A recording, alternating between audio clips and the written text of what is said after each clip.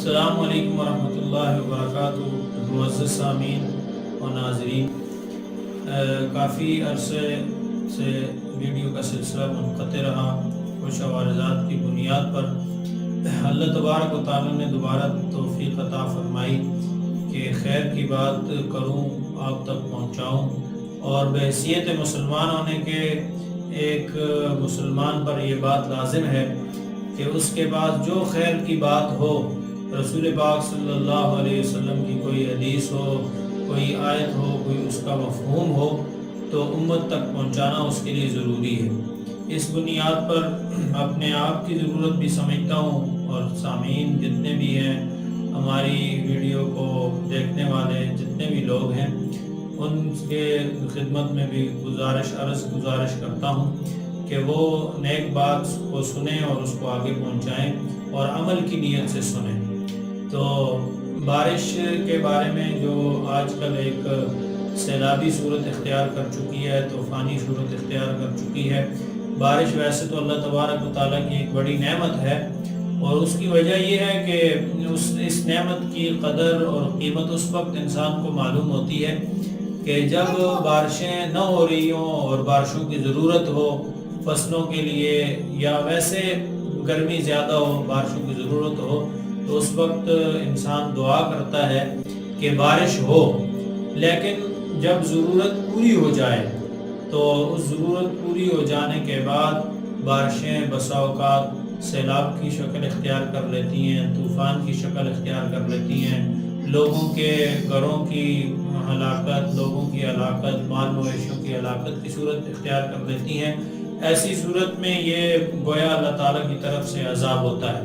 تو ایسی صورت میں ہمیں کیا کرنا چاہیے، کس طرف جانا چاہیے، کیا دعا مانگنی چاہیے، کیسے اللہ تعالیٰ کی طرف رجوع کرنی چاہیے؟ تو اس میں یہ ایک دعا تو یہ ہے کہ اللہم حوا علینا ولا علینا۔ یہ اللہ کے رسول صلی اللہ علیہ وسلم کے زمانے میں بھی ایسی صورت پیش آئی تھی۔ ایک صحابی رسول کھڑے ہوئے اور انہوں نے عرض کی، یا رسول اللہ صلی اللہ علیہ وسلم، بارشیں نہیں ہو رہی ہیں، آپ دعا فرما دیں۔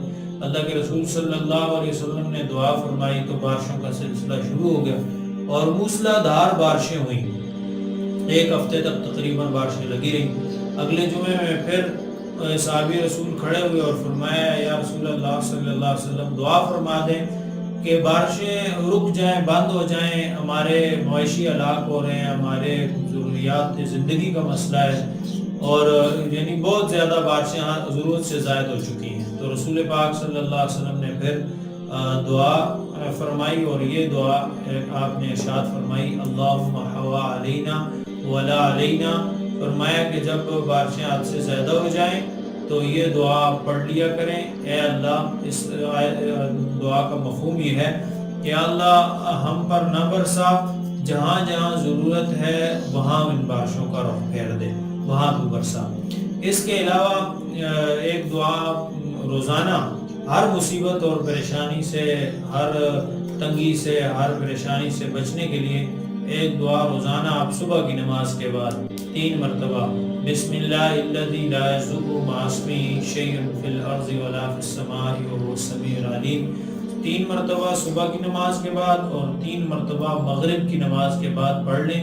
جو شخص 3 مرتبہ صبح کی نماز کے بعد اس دعا کو پڑھے گا تو شام تک موت کے علاوہ کوئی چیز اسے ضرر اور نقصان نہیں پہنچا سکتی ہے۔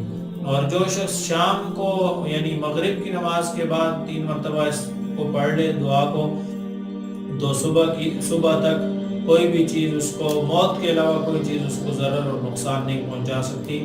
یعنی ہر قسم کی تنگی سے، ہر قسم کی مصیبت سے، ہر قسم کی پریشانی سے اللہ تعالیٰ اس کی حفاظت فرما دیتے ہیں۔ اللہ پاک سے دعا ہے اللہ پاک سب کو اپنے تمام زمینی و آسمانی عذابات سے محفوظ رکھے، آمین آمین۔